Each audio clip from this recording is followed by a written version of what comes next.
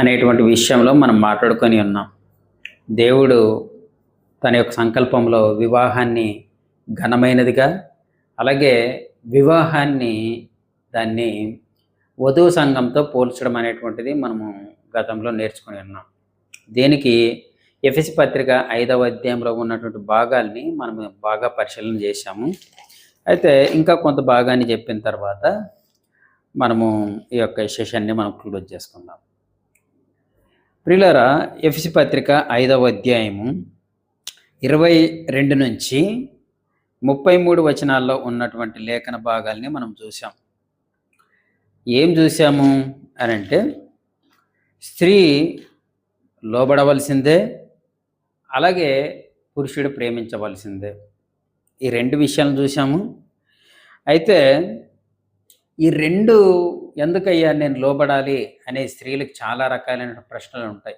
అందులో ఒక ఆవిడ ప్రసన్న బోల్డో ఏదో ఉంది ఆవిడ పేరు. ఆవిడ పాటలు సినిమా పాటల టైప్లో ఉంటాయి ఆవిడ చేసేటువంటివి.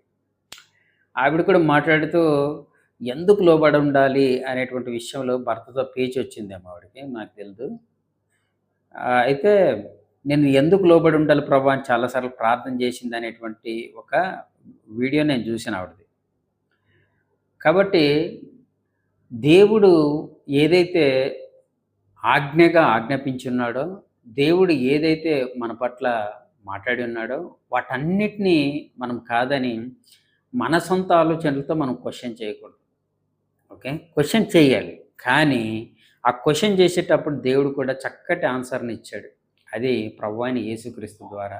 ఏమనంటే, ప్రభువు తన్ను తాను మన కొరకు సబ్మిట్ చేసుకున్నాడట. అంటే మన దేవుని యొక్క ఆలోచనల కొరకు, దేవుని యొక్క భవిష్యత్ ప్రణాళికలో మరి తాను ఇచ్చేటువంటి రక్షణ విషయంలో తన్ను తానే దేవునితో సమానుడిగా ఉన్నటువంటి ఆయన మనిషి రూపము దాల్చి దాసుడుగా తన్ను తాను సబ్మిట్ చేసుకున్నాడు అనేటువంటి వచనాలని మనం ఫిలిప్పీ పత్రికలో చూసాం.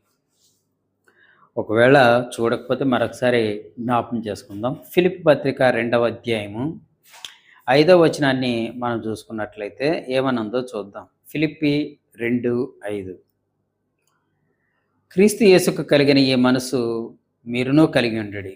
ఆయన దేవుని స్వరూపము గలవాడై ఉండి దేవునితో సమానంగా ఉండట విడిచిపెట్టకూడని భాగ్యమని ఎంచుకొనలేదు, కానీ మనిషిని పోలికగా పుట్టి దాసుల స్వరూపం ధరించుకొని తన్ను తానే రిక్తునిగా చేసుకొనెను. చూడండి, మరియు ఆయన ఆకారమందు మనుషుడిగా కనబడి మరణం పొందినంతగా, అనగా శిలువ మరణం పొందినంతగా విధేయత చూపిన వాడై తన్ను తాను తగ్గించుకొనెను. అంటే దేవుని యొక్క సంకల్పంలో యేసుక్రీస్తు వారు శరీర రూపాన్ని దాల్చి ఆయన ఎలాగ సబ్మిట్ చేసుకున్నాడో అది ఆయన మోడల్గా మనకు చూపించాడు. అందుకే ఎఫెసీ పత్రికలో ఈ విషయాన్ని 22-23 5వ అధ్యాయము 23లో ఇలాగ అంటాడు ఆయన. క్రీస్తు సంగమునకు శిరస్సయ్యున్నలాగన పురుషుడు భార్యకు శిరస్సయ్యున్నాడు. క్రీస్తు శరీరమునకు రక్షకుడై ఉన్నాడు. సంఘము క్రీస్తునకు లోబడినట్టుగా భార్యలు కూడా ప్రతి విషయంలోనూ పురుషులకు లోబడవలను. కాబట్టి లోబడే విషయంలో మరి ఎవరయ్యా మాదిరి అని అంటే ఒక్క ప్రభు అయిన యేసుక్రీస్తు వారిని మనం చూసుకొని ప్రతి స్త్రీ పెళ్ళైనటువంటి ప్రతి స్త్రీ యేసుక్రీస్తుని పోలి నడుచుకోవాల్సినటువంటి బాధ్యత ఉంది. ఆయన ఎంతో గొప్పవాడు. కాబట్టి కొన్నిసార్లు మ్యారేజెస్లో ఈ కాంప్రమైజింగ్ అయ్యే విషయంలో చాలా బాధపడేటువంటి పార్టీ ఏదైనా ఉందని అంటే అది లేడీస్ తరపు నుంచే. ఓకేనండి, సారీ, దయచేసి మీరు నాయక్ అన్న వాళ్ళు అది వీడియోది ఇది ఆడియోది క్లోజ్ చేసేయండి, మీరు మ్యూట్ జిల్లో పెట్టండి. రైట్. కాబట్టి లోబడాలి అనేటప్పటికి చాలా రకాలైనటువంటి ప్రాబ్లమ్స్ని మనం ఫేస్ చేయాల్సి వస్తుంది. ఎందుకంటే భార్యాభర్తలు గొడవలు అనేటువంటివి మామూలుగా ఉండవు. అవి ఎక్కడికి వచ్చి అటు ఇటు పడుతుందంటే నువ్వు తగ్గాలి. కారణం ఏంటంటే వీళ్ళు ఇప్పుడు ఉన్నటువంటి పాత్ర ఏంటి? ఇంతకుముందు జరిగినటువంటి పాత్ర, ఇంతకుముందు నడిచినటువంటి విధానం ఏంటయ్యానంటే, ఒక స్త్రీ అయితే ఒకరికి కుమార్తెగా ఆమె ఒక 20 ఏళ్ళో, 25 ఏళ్ళో ఆమె జీవించింది. అలాగే పురుషుడు కూడా ఒక కుటుంబంలోన తల్లిదండ్రులకి కుమారుడిగా ఆయన ఒక 25 ఏండ్లు అంత వాళ్ళు అండర్‌లోనే పెరిగాడు. ఇప్పుడు ఈ ఇద్దరు మైండ్‌లు చూడండి. ఇద్దరు మైండ్ సెట్స్ ఎలాగున్నాయనంటే, ఒక్కరు 25 ఏండ్లు, ఇంకొకరు 25 ఏండ్లో, 30 ఏండ్లో, ఇక్కడ 18 ఏండ్లో ఎంతో సో అండ్ సో ఏజ్. అంతవరకు వాళ్ళు కుమారులుగా, కుమార్తెలుగా ఉన్నారు. ఇప్పుడు వీళ్ళ రోల్ ఏంటి? భర్తగా, భార్యగా వీళ్ళు చేయాల్సినటువంటి జర్నీ ఎక్కడి వరకు ఉంటది? వివాహం అనేటువంటిది జీవితాంతము ఉండేటువంటి ఒక ఒప్పందం. Marriage is a commitment for life long. అంటే మీ యొక్క జీవితకాలం ఎంతవరకైతే ఉందో అంతవరకు ఖచ్చితంగా మరి ఈ యొక్క ఒప్పందానికి మీరు అగ్రిమెంట్ చేసుకొని ఉన్నారు. అది దేవుని సముఖంలోన, మనుషుల సంఘం అంతటి సముఖంలో చేసుకొని ఉన్నారు. ప్రియులారా, ఆఫీస్‌లో కూడా మనం అపాయింట్మెంట్ లెటర్ ఇస్తారు గదా! అందులోన అగ్రిమెంట్స్ ఉంటాయి. సో అండ్ సో అని నువ్వు ఇన్ని గంటలు పని చేయాలి, నీకు ఇప్పుడు సెలవులు ఇస్తారు, నీకు ఇన్సెంటివ్ ఇలాగొస్తది, అన్ని టర్మ్స్ అండ్ కండిషన్స్ అన్నీ పెడతారు. దాంట్లోనే మనం యాక్సెప్ట్ చేస్తాం. ఓకే. నాకు నచ్చినట్టే ఉంటాను అనంటే ఈ కార్పొరేట్ కంపెనీలు ఊరుకోవు. ఏం చేస్తారు? నువ్వు కాకపోతే ఇంకొకడు అని టెర్మినేషన్ చేసేస్తారు. కానీ మ్యారేజ్ వచ్చేటప్పటికి అలాగుండదు. నీ యొక్క జీవితం 25 ఏళ్ళో లేకుంటే 30 ఏళ్ళో అనుకుందాము. మీ జీవితం అంతా తల్లిదండ్రులు ఉన్నారు. మళ్ళీ తర్వాత ఉద్యోగానికెళ్లారనుకోండి, ఇంచుమించు 10-12 గంటలు అక్కడ టైమ్ స్పెండ్ చేస్తారు. ఇప్పుడు భార్యాభర్తలుగా మీ యొక్క టైం ఏంటి? మీ యొక్క టైం యొక్క మీ యొక్క స్పేస్ ఏంటి అనంటే, ఈలోపు మరి కుటుంబం అంటే పెళ్ళయింది, సంవత్సరమైంది, ఇంకా పిల్లలు పుట్టలేదా అనేటువంటి స్టార్ట్ అవుతది. అర్థమైందండి? అంటే మీ జర్నీలోన దేవుడికి ఇచ్చేటువంటివి బహుమానాలు గానివ్వండి, ఒకవేళ అది బహుమానం ఇచ్చినా, ఇవ్వకపోయినా అది సంతోషమే. దీన్ని సంఘంలో ప్రతి ఒక్కరు దీన్ని పొరుగోళ్ళు వాళ్ళ భార్యాభర్తలు ఎలాగున్నారని చూడరు గానీ, పొరుగోళ్ళు వాళ్ళు దాంట్లో వేలు పెడితే, "ఇంకా పిల్లలు అవ్వలేదా?" అంటుంటారు. ప్రియులారా, మన భారతదేశపు కల్చర్ వేరు. కానీ బైబిల్‌లో ఉన్నటువంటి కల్చర్ వేరు. భారతదేశంలో ఉన్నటువంటి ట్రెడిషన్స్ వాటన్నిటిని తీసుకొనొచ్చేసి ఈ యొక్క కుటుంబ వ్యవస్థకు కలుపుతున్నారు. బైబిల్‌లో దేవుడు చెప్పినటువంటి కుటుంబ వ్యవస్థకు కలుపుతున్నారు. అది చాలా చాలా తప్పు. అందులో కొన్ని బానే ఉంటాయి. కానీ మీ యొక్క అసలైనటువంటి కుటుంబ జీవితాన్ని అంత దేవుడు అనుకున్నట్టుగా దేవుని ప్రణాళిక లేదా సంకల్పానుసారంగా నడవడానికి అది చాలా ఇబ్బంది పరిచేటువంటి విషయాలు. కనుక కుటుంబ వ్యవస్థ అనేటువంటిది దేవుడు ఏర్పాటు చేసాడు కనుక దేవుణ్ణి అడగాలి. కాబట్టి ఇప్పుడు మీ కుటుంబ వ్యవస్థలో మీ యొక్క భార్యాభర్తల జీవనంలో స్పేస్ అంటే ఆ టైం గడిపేటువంటి టైం ఎవరితో ఎక్కువ ఉంది కదా? ఎవరితో ఎక్కువుందంటే పెళ్ళైన తర్వాత కూడా ఈవిడ కూతురులాగానే బిహేవ్ చేస్తుంటది. అమ్మ నాన్నోళ్ళు ఎలాగున్నారు, వాళ్ళెలాగున్నారు, వీళ్ళెలాగున్నారు, "నువ్వు భోంచేసావా డాడీ? నువ్వు అది చేసావా? ఇది చేసావా?" అనేసి ఇక్కడి నుంచి ఫోన్‌లు 24 గంటలు ఎళ్తూనే ఉంటాయి. ఇక్కడ భర్తేమో వస్తుంటాడు. భర్త వచ్చిన తర్వాత, మా ఆయన వచ్చాడనేసి మళ్ళీ పక్కన పెట్టేసి మళ్ళీ ఆయన ఎళ్ళిపోగానే మళ్ళీ సురు. అంటే చూడండి, మీ యొక్క టైం అనేటువంటిది దేనికి కేటాయిస్తున్నారు? ఇప్పటికి కూతురుగానేనా? ఓకే. వాళ్ళ అవసరాలుంటే మీరు మాట్లాడండి. అది తప్పేం కాదు. కానీ అదే పనిగా పుట్టింటి విషయంలో, అలాగే అబ్బాయిలు కూడా అదే పనిగా పెళ్ళైనా కానీ ఇప్పటికి అమ్మమ్మమ్మో! బయటికెళ్ళాలంటే మా డ్యాడీకి చెప్పాలి, మా అమ్మకి చెప్పాలి. ఇవన్నీ గొడవలకు స్టార్ట్ అవుతుంటాయి. ఏంటే మనం పలానా రోజు పలానా దగ్గరికెళ్దామనంటే ఈయన ప్రతిదాన్ని ఇంట్లోనే అడుగుతాడు. ఇప్పుడు కుమారుడిగా ఉన్నప్పుడేమో అడగరు. ఫ్రెండ్స్‌తో విచ్చలవిడిగా తిరుగుతారు. కుమారుడిగా ఉన్నప్పుడు ఫ్రెండ్స్‌తో విచ్చలవిడిగా తిరుగుతారు. ఏరా చెప్ప పెట్టుకున్నట్టు అటు ఎళ్ళావు, ఇటు ఎళ్ళావు అంటే అది ఏదేదో సోది చెప్తారు. కానీ పెళ్ళైన తర్వాత భార్య పలానా దగ్గరికెళ్దాం రండి అని అన్నదనుకోండి. ఓకే. అక్కడికెళ్ళేదానికి మీ బడ్జెట్ ఎంతవుతది, మీ ఖర్చులు ఎంతవుతది అవన్నీ నిర్ణయించుకున్న తర్వాత డిసైడ్ చేసుకోవచ్చు. అది వేరే విషయం. కానీ మీ యొక్క స్పేస్‌ని ఏం చేస్తున్నారనంటే మళ్ళీ ఇంకొక పర్మిషన్ కోసం చూస్తారు. ఓకే. తల్లిదండ్రులకి అర్థమయ్యేటట్టు అమ్మమ్మ ఈ వారం ఈ నెల ఈ దాంట్లో పలానా దగ్గరికి వెళ్తున్నాం అనేసి. ఎరా నీ భార్య వచ్చిన తర్వాత అమ్మేమో కారమైంది, మా భార్య ఏమో బెల్లమైంది అనేటువంటి డైలాగులు వస్తుంటాయి. అవునమ్మా మీరు పెళ్లి చేశారు గదా! ఇప్పుడు నేను కుమారుడిని కాదు గదా! ఇప్పుడు ఒక ఆవిడకి నేను భర్తను గదా! అనేటువంటి దేనికి దానికి సెపరేట్ చేసేటువంటి మాటలుండాలి.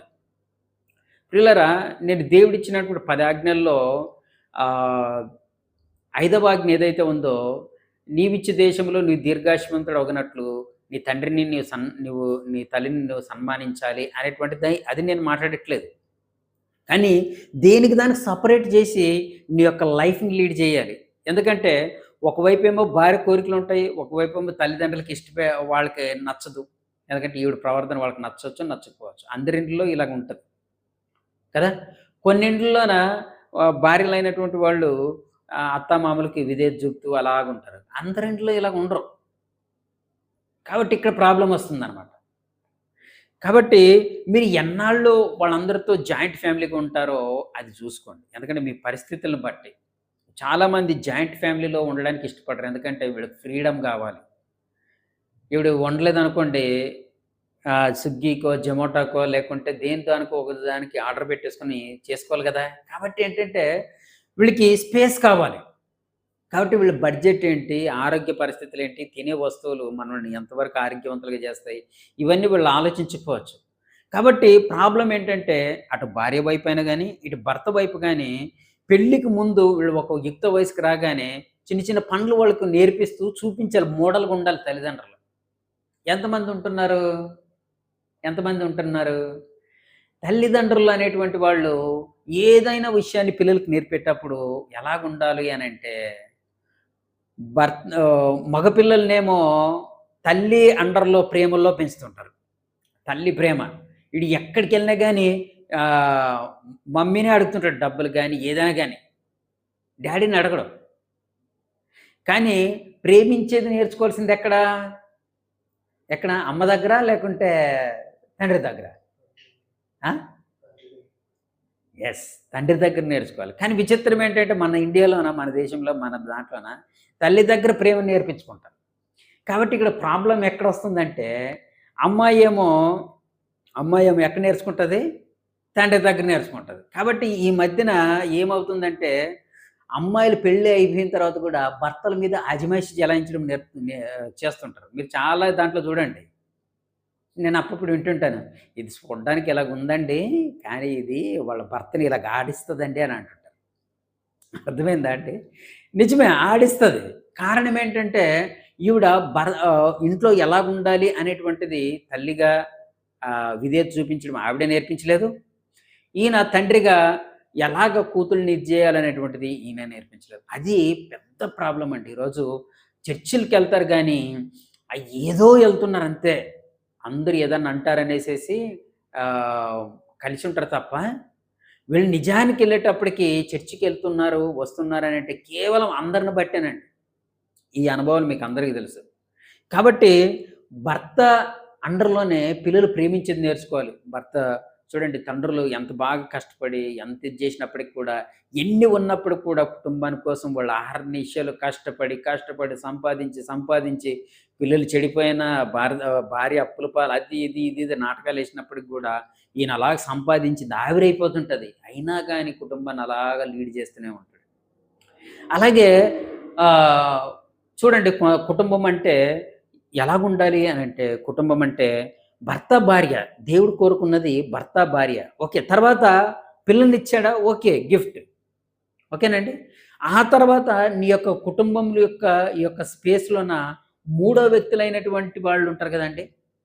జాయింట్ ఫ్యామిలీస్‌లోన అన్నలు, అక్కలు, పెద్దమ్మలు, తాతలు, ముత్తాతలు లేకుంటే బంధువులు, మిత్రులు వీళ్ళందరూ కలిపేసేసుకొని అందరూ ఒకేలాగుండాలి. అందరూ ఒక కుటుంబంలాగా ఉండాలి అనుకుంటారు. నిజమే. కానీ ఇప్పుడుండే పరిస్థితుల్లో అవన్నీ కుదరవు. ఒకవేళ కుదిరిందనుకోండి గ్రేట్. కానీ కుదరలేదనుకోండి శాంతియుతంగా సమాధానంగా ఉండడానికి దేవుడు మిమ్మల్ని పిలిచాడనే మాటను మీరు గుర్తు చేసుకోవాలి. శక్యమైతే సాధ్యమైనంత వరకు మీరు సమాధానంగా ఉండాలి. మీ కుటుంబాల్లో ఎప్పుడూ మీరు కొరింథీ పత్రికలోకి మీరు చూసుకున్నట్లయితే ఏమనుందో ఒకసారి ఆ యొక్క లేఖనాన్ని మనం చూద్దాం. కొరింథీయులకు రాసినటువంటి మొదటి పత్రిక 7వ అధ్యాయము కొరింథీయులకు రాసినటువంటి మొదటి పత్రిక 7వ అధ్యాయంలో ఉన్నటువంటి ఈ యొక్క భాగాన్ని 15వ వచనాన్ని నేను చదువుతానండి. అందులో 3వ లైన్‌ని చూద్దాం చూడండి. 3వ లైను, సమాధానంగా ఉండుటకు దేవుడు మనల్ని పిలిచి ఉన్నాడు అని. ఈ కాంటెక్స్ట్ ఏంటయ్యానంటే, అవిశ్వాసులైనటువంటి వాళ్ళని పెళ్లి చేసుకున్నప్పుడు వచ్చేటువంటి స్ట్రగుల్స్ ఉంటాయి ఇంట్లోన. అందుకే చాలామంది క్రైస్తవులు అన్యుల్ని పెళ్లి చేసేసుకొని చాలా ఇబ్బందులు పడుతుంటారు. ముఖ్యంగా టీనేజర్స్ ఏమనుకుంటారంటే, నా నా చిన్నతనంలో నా కాలేజ్ డేస్‌లోన మాకు తెలిసినటువంటి వాళ్ళు, అమ్మాయి ఏమో రఫ్, అబ్బాయి మరీ రఫ్. వీళ్ళిద్దరు లవ్వు. ఆ తర్వాత నేను డైరెక్ట్ అమ్మాయిని అడిగాను. "అమ్మ మీ ఇద్దరు సెట్ అవుతారా? ఒకసారి ఆలోచించంటే" "లేదు మామ, మేము సూపరు. మేము మంచి అండర్‌స్టాండింగ్ ఉన్నాము" అనేసేసి నాతోన ఎలా మాట్లాడిందంటే, "అసలు మీరు తప్పేస్తున్నారు అంచనా" అనేటి నన్ననేసింది. సరే అమ్మా, దేవునికి స్తోత్రం, మీరు ఇట్లుండడం మంచిదనేసేసి, మా దాంట్లోన చిన్నోళ్ళు వాళ్ళే మా బ్యాచ్‌లోన. కానీ వాళ్ళకి ఫస్ట్ పెళ్ళయింది. పెళ్ళయింది సంవత్సరంలోపు ఎన్ని గొడవలు, గొడవలు, గొడవలు, గొడవలు, గొడవలు, గొడవలు. ఇప్పటికి పిల్లలు పుడుతూనే ఉన్నారు. గొడవలు, గొడవలు, గొడవలు. లాస్ట్‌కి అబ్బాయి ఎక్కడో పెళ్లి చేసుకున్నాడు. అమ్మాయి ఎట్లెట్లో ఉంది. అసలు చెప్పుకోలేనటువంటి విధంగా తయారయ్యారు. కానీ ఇప్పుడు నేను కనబడితే నన్ను బాగా పలకరిస్తారు. కానీ ఇలాగ అయిపోయింది మా జీవితం అనేటువంటి కుటుంబ వ్యవస్థని ఇలా పాడు చేసుకున్నామనేటువంటి ఆ యొక్క రిగ్రెట్, ఆ చింత గాని, బాధ గాని, మేమంత సంఘం ఎదుట మేము ఇలా ప్రమాణం చేశాం కదా అనేటువంటి బాధ అస్సలు కనబడదు వాళ్ళలో. ఎందుకంటే వాళ్ళు లేఖనాన్ని పక్కన పెట్టేశారు. వాళ్ళు స్వతహాగా వాళ్ళకున్నటువంటి కంఫర్ట్ జోన్‌లో ఉన్నారు. అర్థమైందండి? ఇప్పటికి నేను బాధపడేటువంటి విషయం అది. చాలామంది మన సంఘంలో రిగ్రెట్ అయిపోయి కొంతమంది కలిసి బానే ఉన్నారు. దేవునికి స్తోత్రం. ఓకేనండి. కనుక నేను చెప్పేదేంటంటే, జాయింట్ ఫ్యామిలీస్ కానివ్వండి, సింగిల్ ఫ్యామిలీస్ కానివ్వండి, జాయింట్ ఫ్యామిలీస్‌లో కొన్ని లాభాలుంటాయి, అలాగే కొన్ని నష్టాలుంటాయి. సింగిల్ ఫ్యామిలీస్‌లోన లాభాలుంటాయి, ఇక్కడ నష్టాలుంటాయి. ఏదేమైనప్పటికీ మీరు ట్రైన్ అప్ అవ్వాల్సింది ఎక్కడంటే, మీ కుటుంబాల్లోనే. నీవు భర్త రోల్‌గా అయితే ఉన్నప్పుడు నీకే ప్రాబ్లమ్స్ వస్తాయి. భార్య రోల్‌గా ఉన్నప్పుడు నీకే ప్రాబ్లమ్స్ వస్తాయి. అంతే కదండీ! ఇవన్నీ అంచనా వేసేసి మీరు చక్కగా మీ కుటుంబాన్ని లీడ్ చేసేటువంటి సామర్థ్యాన్ని తండ్రిని చూసి, ఇటువైపు అమ్మాయిలైతే తల్లిని చూసి నేర్చుకోవాల్సినటువంటి బాధ్యత ఉంది. ఏండి, మీరు నోవాహు ఫ్యామిలీని చూడండి, లోతు ఫ్యామిలీని చూడండి. దేశమంతా పాడైపోయింది. వాళ్ళు మాత్రం ఎలాగ నిలబడ్డారు? ఆలోచించండి. దేవుడు నోవహును చూసినప్పుడు భూమి మీద నీవొక్కడు మాత్రమే నీతిమంతుడిగా, నిందారహితుడిగా ఉన్నావని అన్నాడు. అలాగే లోతును చూసేసి నీ కుటుంబం మాత్రమే నేను తప్పిస్తాను, నువ్వు బయటకొచ్చాను అన్నాడంటే, వాళ్ళు ఎంత పరిశుద్ధంగా, నీతిగా ఉన్నారు చెప్పండి పిల్లలు. వాళ్ళ పిల్లల్ని ఎలా పెంచుకున్నారు? వాళ్ళెలాగున్నారు? ఏంటి? ఎన్ని అవకాశాలున్నప్పుడు నోవాహు గానీ, లేకుంటే సొదొమలో ఉన్నటువంటి లోతు కుటుంబం గానీ, మీరు యూదా పత్రిక చూస్తే పర శరీరానుసారులైనందున అందుకే వాళ్ళకి విపత్తొచ్చిందని అన్నాడు. అంటే విచ్చలవిడితనం అయిపోయింది. ఇప్పుడు చూడండి, మన బెంగుళూరు సిటీలోన 7,000 మంది ఈ యొక్క జూనియర్ కాలేజీలు, మామూలు కాలేజీలు, యూనివర్సిటీలు వీళ్ళు చదివేటువంటి కొన్ని దాంట్లోనే బయటపడే నిజమేంటంటే 7,000 మందికి పైగా ఎయిడ్స్ కేసులు నమోదయ్యాయంట. ఎటు స్కూల్‌కెళ్ళేటువంటి వాళ్ళు, కాలేజీలకెళ్ళేటువంటి వాళ్ళు. చూసారా? కాబట్టి వీళ్ళ యొక్క ప్రవర్తన ఎంత భయంకరంగా మారిపోయింది అనే దానికి ఇంకా రానున్న రోజుల్లో మనం ఇంకా చూస్తాం. మనం ఇంకా మరి చూసి ఏం మాట్లాడాలో, ఏం చెప్పాలో, ఈ సొసైటీని ఎలా మార్చుకోవాలో మనకు అర్థం కాదు. అందుకే ప్రియులారా, ది ట్రూ మిషన్‌లో మేము చెప్పేదేంటంటే, దేవుడి కోసం మీరు తెలుసుకోండి. ఆ తర్వాత కుటుంబము లేదా సంఘం కోసం మీరు తెలుసుకోండి. కదా! కనుక ఈ యొక్క ఫ్యామిలీ ఫౌండేషన్ మీకేస్తున్నప్పుడు ప్రతి దాన్ని మీరు అంగీకరించి మరి స్వాగతించేటువంటి మనస్తత్వాన్ని మీరు కలిగి ఉండాలి ప్రియులారా. ఇప్పుడు మీకు మాట్లాడినటువంటి విషయంలో మీ యొక్క టైమ్ స్పెండ్ మీరు భార్యాభర్తలుగా ఈ యొక్క 25 ఏళ్ల నుంచి జీవితాంతం సాగించాలి. అప్పుడు మీ యొక్క టైమ్ సెన్స్, మీ యొక్క కుటుంబంలో మీ యొక్క పాత్రలు ఎలాగుండాలో వీటన్నిటిని మీరు గతం చూసారు. ఇతర కుటుంబాలను చూశారు. వీటన్నిటిని చూసిన తర్వాత మీరు ఎలాగుండాలో ఒకరికొకరు ఎలాగ లోబడాలో, ఒకరినొకరిని ఎలా ప్రేమించుకోవాలో, వీటన్నిటి విషయంలో లేఖనాల దగ్గరకొస్తే అందులో మనకు మూలకారకుడై ఉన్నటువంటి మన ప్రభువు కనబడతాడు. ఆ ప్రభువు వివాహానికి కర్త గనక ఆయన మధ్యన ఉన్నాడు. కాబట్టి ఆయనకు భయపడుతూ ప్రియులారా చూడండి, కొన్ని కొన్ని సినిమాల్లోన ఒకరికి వేశ్య క్యారెక్టర్ ఇస్తారు. ఒకడికేమో భయంకరమైన తాగుబోతు క్యారెక్టర్ ఇస్తారు. కానీ వాళ్ళు చేస్తారు కదండీ యాక్టింగ్. ఒకడు పిచ్చోడు యాక్టింగ్ చేసేస్తాడు. గుడ్డముక్కలు లేకోకున్నట్టు ఉండేటువంటి క్యారెక్టర్ ఇచ్చేస్తాడు. కానీ వాళ్ళు చేస్తారు. కానీ దేవుడు మిమ్మల్ని జతపరిచినప్పుడు మీరు భర్త భార్య ఇలాగుంటే నీ చేసుకుంటాననేసేసి ఎళ్తారు.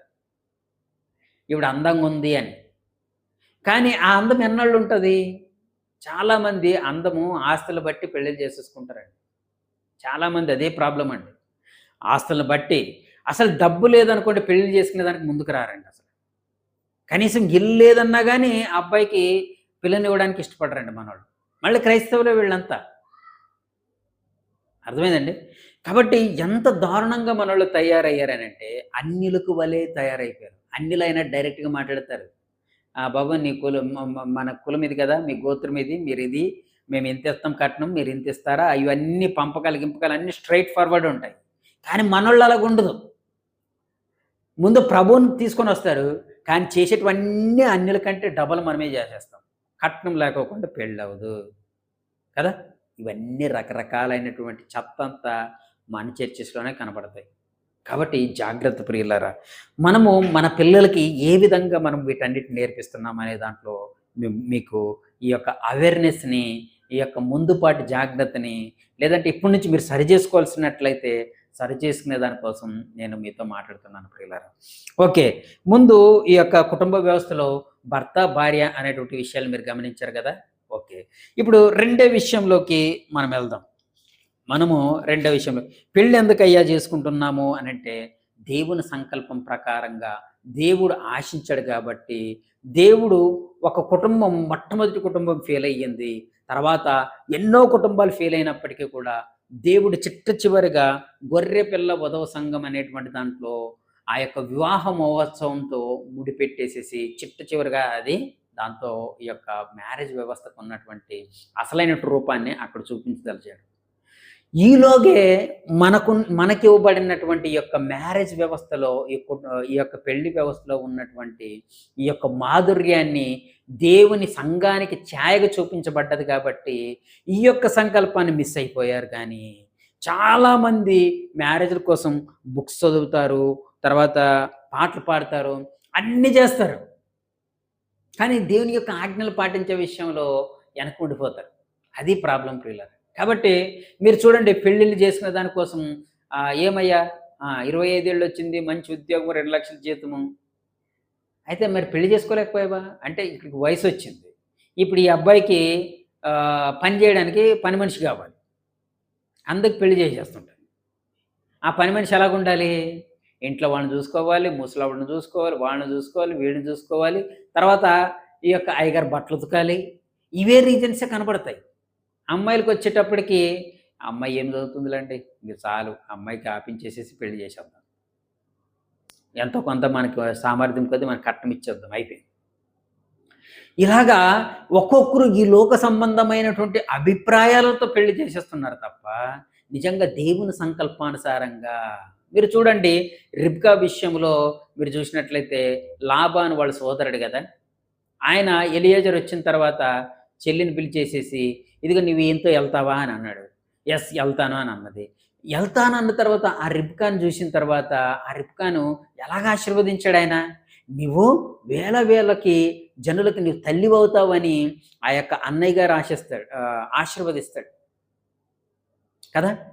అంటే ఒక రిబ్కా తను ఎళ్ళేటువంటి జర్నీ, ఆ తర్వాత జరగబోయేటువంటి దాన్ని ఆయన అన్నగారు కొంచెం లాబాను కంజూసు, దుష్టుడు, కొంచెం మోసగాడైనప్పటికీ కూడా, ఆ సందర్భంలో రిబ్కా విషయం వచ్చేటప్పటికి మాత్రము చాలా చక్కగా చెల్లిని ఆశీర్వదిస్తాడు. "అమ్మా ఇప్పుడు నీ జర్నీ ఇది." పాపం చెలికెత్తనిచ్చి పంపించాడు అంతే. వీళ్ళు అక్కడ కూర్చోబెట్టి అల్లుడు గారు ఈయన, ఈళ్ళీళ్ళు ఇవన్నీ ఏమి లేవండి అక్కడ. మీరు ఆ స్టోరీ ఆ పెళ్ళిని చూస్తే చాలా ఆశ్చర్యపోతారు. ఇస్సాకు తర్వాత రిబ్కాల మ్యారేజ్ గనక చూస్తే. కాబట్టి బైబిల్‌ని చదువుతున్నారు గానీ, అన్నీ చూస్తారు గానీ, దాంట్లో ఆ క్యారెక్టర్‌లోకి మీరు ఇన్వాల్వ్ అవుతే ఆశ్చర్యపోతారు. గతంలో మీకు జెప్పాను. మీరు విన్నారో లేదో నాకు తెలీదు గానండి. రిబ్కా ఎంత మంచి క్యారెక్టర్ అనంటే, ఒక సోదరుడు జెప్పాడు. ఈ ఎలియాజర్ అనేటువంటి ఆయన ఒంటెలు తీసుకొనొచ్చాడట వెతకడానికి. హారాను ప్రాంతానికొచ్చాడు. సిరియా ప్రాంతానికి. ఆ వస్తే ఆ ఒంటెలకి ఆమె నీళ్లు చేదింది. ఒక్కొక్క ఒంటె ఇంచుమించు 1000 లీటర్ల దాకా 500-1000 లీటర్లు తాగుతుందంట ఒంటె. ఒక 10 వంటలు. ఆ 10 వంటలకి ఈ అమ్మాయి ఆ నూతిలోకి దిగిందో, లేకుంటే ఆ చేదిందో తెలీదు గానండి. ఆ మొత్తానికి నీళ్ళని ఆ ఒంటెలకి పెట్టింది. తర్వాత మా ఇంటికి రండి అని ఇన్వైట్ కూడా చేసింది. అక్కడ మేత కూడా బాగుంటది మీ పశువులకి అని కూడా. చూసారా? ఆమెలో ఉన్నటువంటి హార్డ్‌నెస్ చూడండి. ఆవిడ చిలికెత్తులో పనోళ్ళు అందరూ ఉన్నప్పటికీ కూడా సుకుమారంగా లేదండి. హార్డ్‌షిప్ చేసిందావిడ. పని చేసింది. మనోళ్ళు మన ఇంట్లో మన పిల్లలంటే పలానా పని చేయండంటే చాలు. ఇంటికి తడిగుడ్లు పెట్టండంటే చాలు. అదేమో నడుమొంగదు. ఇంత పెద్ద చీపురుంటది. ఆ చీపురుతోని ఇలాగ తుడుస్తూనే ఉంటారు. మళ్ళీ ఆ మూలకింత చెత్తుంటది. ఈ మూలకింత చెత్తుంటది. మరి పట్లలాగా పైనుంటది. ఫ్యాన్ చెత్తుంటది. ఇక్కడ ఈ అమ్మాయి అందగత్తె, సుకుమారి, పనోళ్ళున్నారు. అన్నీ ఉన్నప్పటికి కూడా ఎళ్లి వాటర్ పెట్టింది. తర్వాత ఇంటికి నీళ్ళు తీసుకొనొచ్చింది. ఎంత పెద్ద పని చేసింది.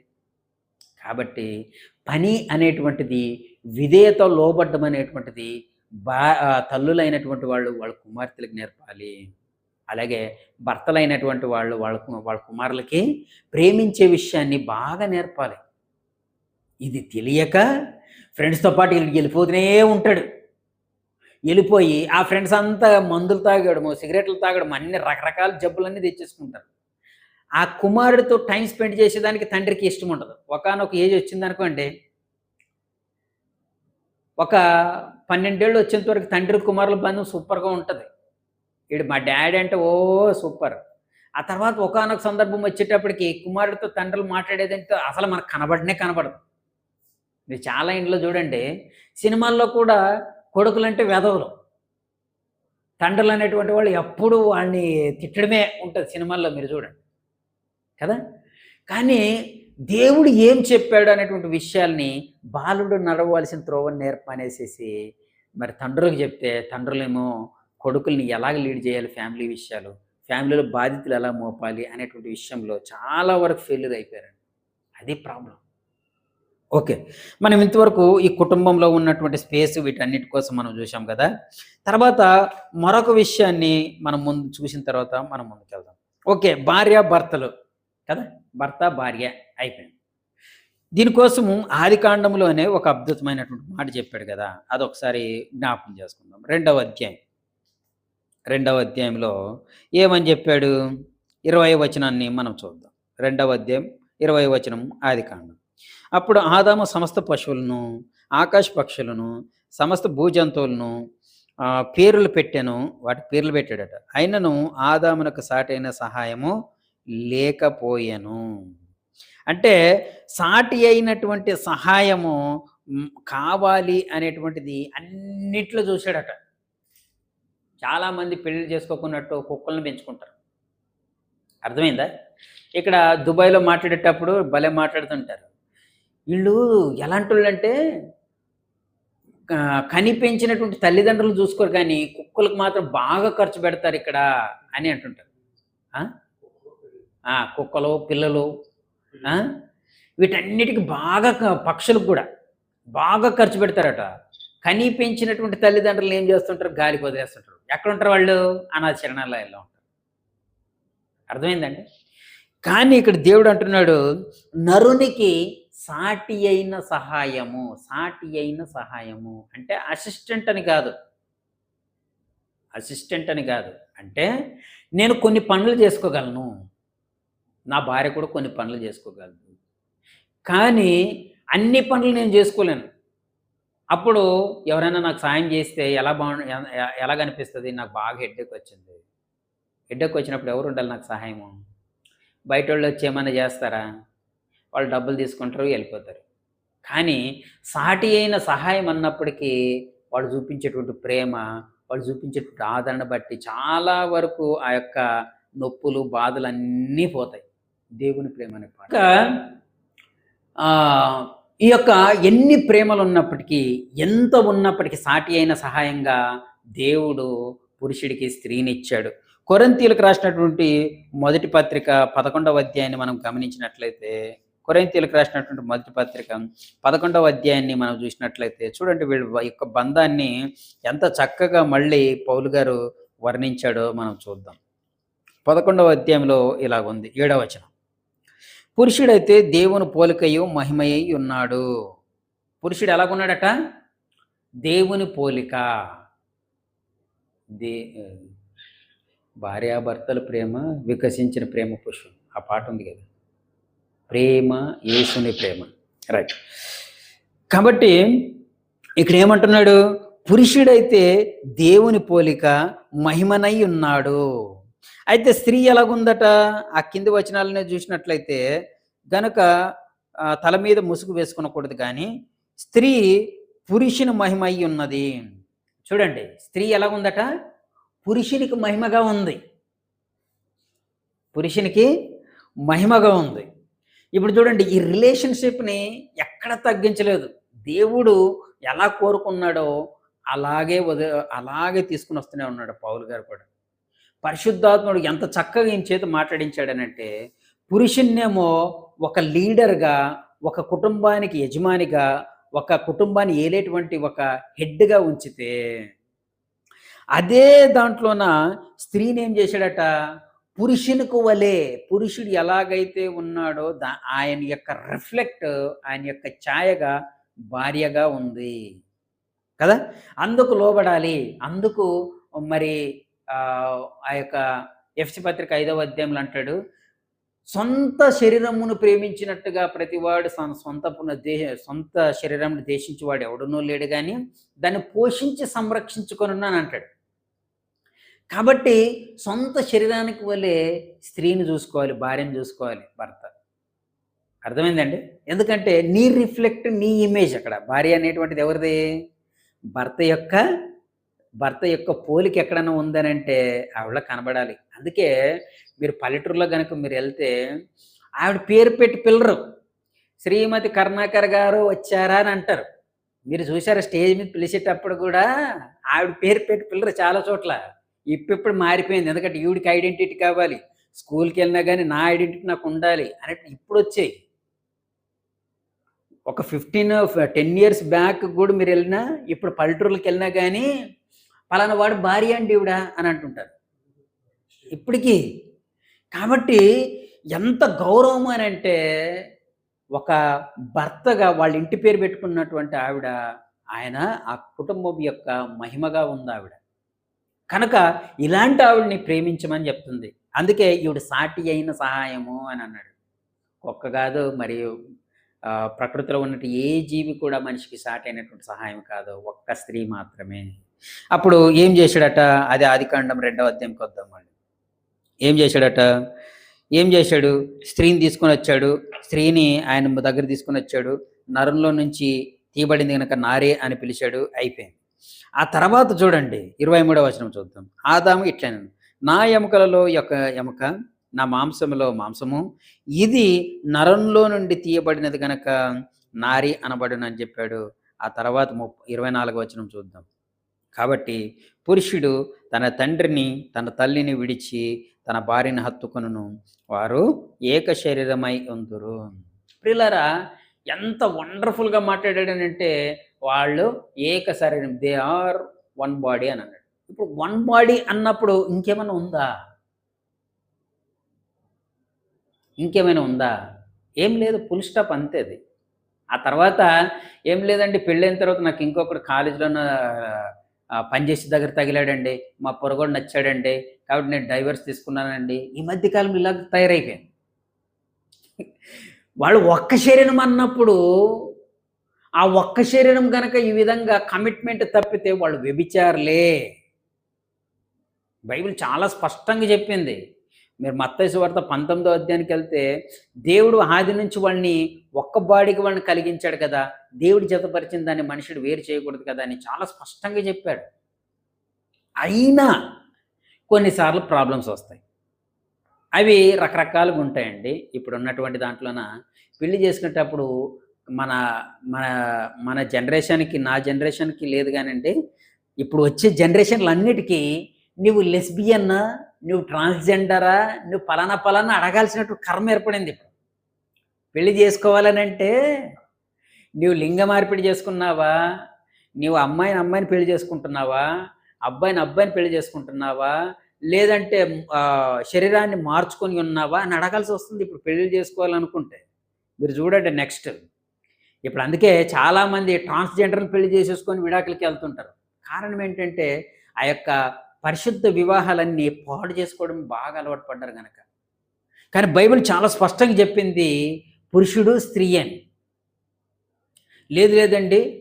బైబిలు యాక్సెప్ట్ చేయట్లేదు కాబట్టి అమెరికాలోనైతే లెస్బియన్ చర్చ్ అనమాట.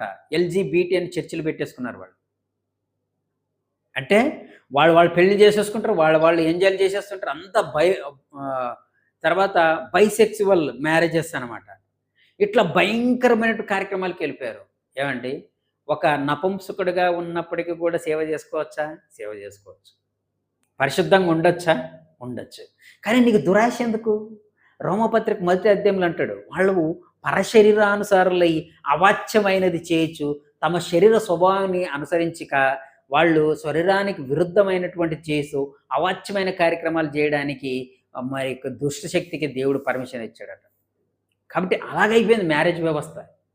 దేవుడు స్త్రీ పురుషులు అనేటువంటిది ఒక అద్భుతమైనటువంటిది తీసుకొనొస్తే వీడు ఎంత భయంకరంగా పాడు చేశాడు చూడండి. వారిద్దరూ ఒకటి. ఫుల్ స్టాప్ అంతే. ఆ పిల్లలు తర్వాత అన్నీ సెకండరీ అది. దేవుడే చెప్పాడు గదా! తండ్రిని విడిచి భార్యను హత్తుకొనును వాళ్ళిద్దరూ ఒకటే. అలాగనేసి భార్య అని అలాగ అయిపోకండి. భార్య దేవత అని. ఆ తర్వాత విషయం, తర్వాత లెసన్‌లో అది ఉంటది. కానీ ఇప్పుడు నా టాపిక్ అంతా మ్యారేజ్. ఓకే. ఓకే. తర్వాత విషయాన్ని నేను ముగించేసుకుంటాను ప్రియులారా. మళ్ళీ ఎఫ్‌సి పత్రిక రండి ముగించుకుందాం. దగ్గరకొచ్చేసాం ఆల్రెడీ. ఎఫ్‌సి పత్రిక 5వ అధ్యాయం.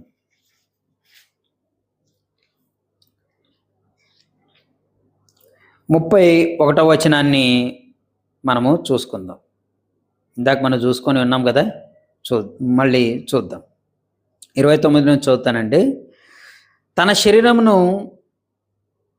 ద్వేషించిన వాడు ఎవడునూ లేడు గాని ప్రతి వాడును దాన్ని పోషించి సంరక్షించుకొనును. ప్రియులారా చాలామంది పెళ్లి చేసుకునే విషయంలో అమ్మాయి కట్నం ఇస్తుంది కదా అనేసి పెళ్లి చేసేసుకుంటారు.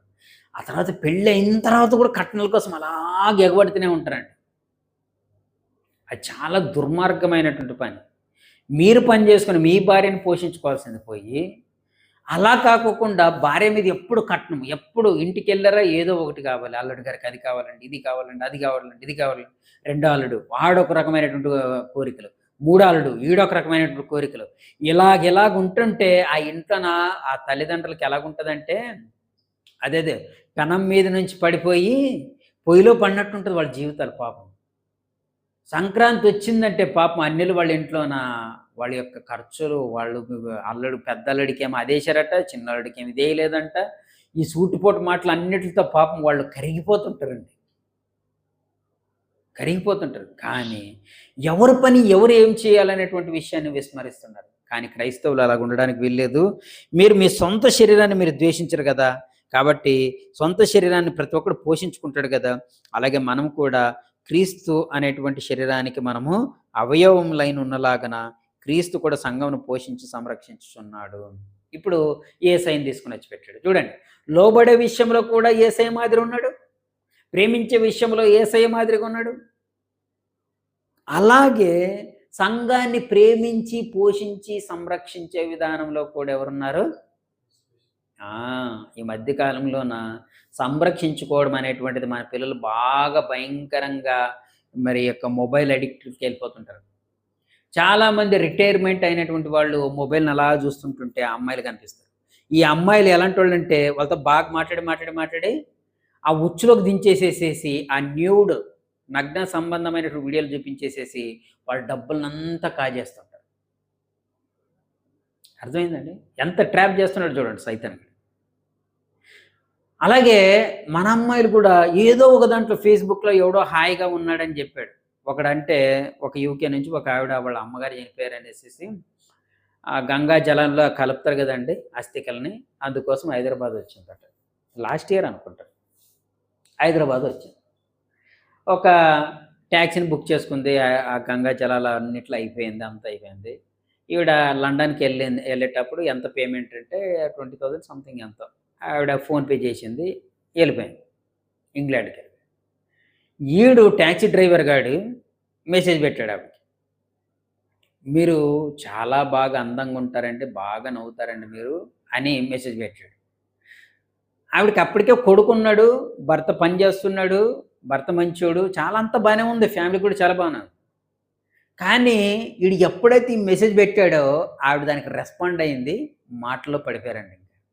ఆ చాటింగ్ ఎంతవరకు వచ్చింది అనంటే కొడుకుని, భర్తని ఇంగ్లాండ్ దేశంలో వదిలిపెట్టి హైదరాబాద్‌కొచ్చి ఆడితో తిరగడం మొదలుపెట్టింది. ఈయనేమో భర్తేమి నా భార్య ఎక్కడికెళ్ళిపోయిందని తిరిగి, తిరిగి లాస్ట్‌కి కంప్లెయింట్ చేస్తే, తర్వాత అవన్నీ చెక్ చేసి ఇండియాకెళ్ళిపోయింది. బంధువులందరిని కనుక్కుంటే ఈవిడ వీడితో తిరుగుతుందని తెలిసింది. ఎంత దారుణం కదా! ఒకే ఒక మాట అండి. అంటే సాతానుగాడు కూడా పెద్ద పెద్ద లాజిక్‌లు ఉపయోగించలేదు. దేవుడేం చెప్పాడు? "ఈ పండు తినొద్దు నిశ్చయంగా చచ్చిపోతావని" అన్నాడు. సాయితానుగాడు ఏమని అన్నాడు? "మీరు అసలు చనిపోనే అని" అన్నాడు. ఎంత కాంట్రడిక్షన్ ఆర్గ్యుమెంట్ చూడండి. ఇది వద్దు అనంటే, పర్లేదు ఏం కాదని అన్నాడు. అసలు ఎలా నమ్మారనంటే నమ్మారు. నమ్మారు. అంతే. దాని యొక్క ఫలితాన్ని ఇప్పుడు మనం అనుభవిస్తున్నాం. ప్రియులారా, సాతానుగాడు ఎప్పుడు కూడా మీ కుటుంబాలను కూల్చేదాని కోసం రెడీగా ఉంటాడు. ఎందుకంటే దేవుని కుటుంబం కనబడడానికి వాడికి ఇష్టం ఉండదు. మొదటి కుటుంబాన్ని కూల్చేశాడు. ఇప్పటికీ అన్ని కుటుంబాలను కూల్స్తూనే ఉన్నాడు. కాబట్టి మనం ఏమవ్వాలి అనంటే అందుకే చెప్తున్నాడు 31 వచనం. ఈ హేతువు చేత అంటే దేవుడు కోరుకున్నాడు గనక, ఈ యొక్క కుటుంబ వ్యవస్థను కోరుకున్నాడు గనక, పురుషుడు తన తండ్రిని, తల్లిని విడిచి భార్యను హత్తుకొనును. వారిద్దరూ ఏక శరీరమగుదురు. ఈ మర్మము గొప్పది. చాలా గొప్పది ఈ మర్మం. అంటే యేసుక్రీస్తు అనేటువంటి ఈ యొక్క సంఘము, ఆ సంఘములో మనం ఆ యొక్క బాడీలో అవయవాలమైతే, ఆ సంఘానికి శిరస్సు కదా! దీన్ని ఎంత చక్కగా ముడిపెడుతున్నాడు చూడండి పౌలు గారు. ప్రియులారా, ఏ మ్యారేజెస్ అయినా చూడండి, అందులోన దానికి కర్త ఉండడం. ఆది దంపతులను వాళ్ళు చెప్పుకుంటారు. కానీ ఏంటయ్యా వాళ్ళ నీతి అనేది మీరు వాళ్ళ హిస్టరీని చూడండి, వాళ్ళ గాథలు చూడండి, వాళ్ళ పురాణాలు చూడండి. కానీ బైబిల్ చూడండి. బైబిల్‌లో ప్రభువే దాన్ని ఏర్పరిచాడు. ప్రభువే వాళ్ళ మధ్యన ఉన్నాడు.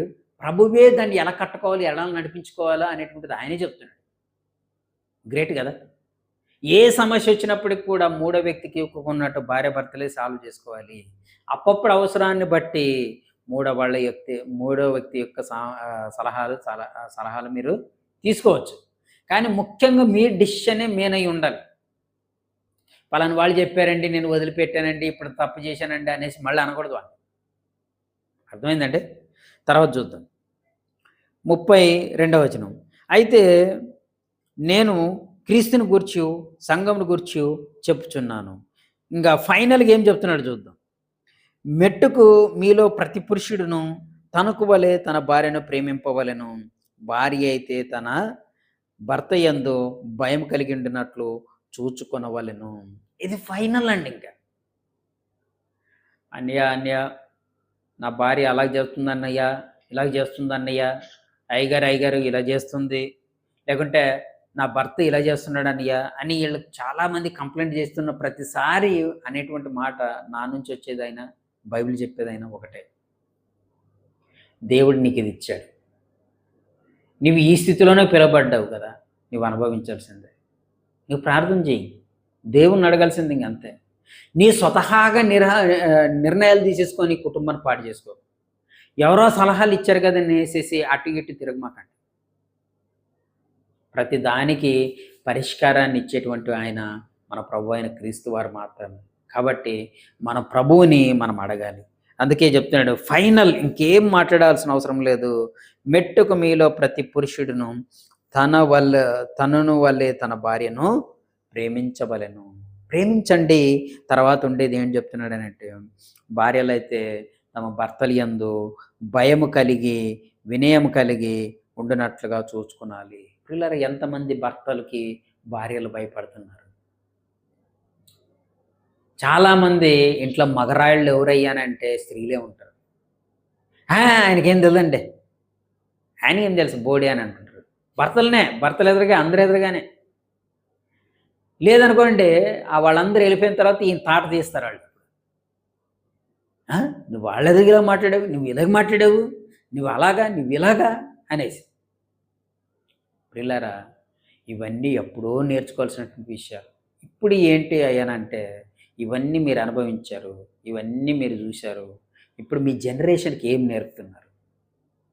కాబట్టి దేవుడు కోరుకున్నటువంటి కుటుంబం కొరకు మనం సిద్ధపడదాం.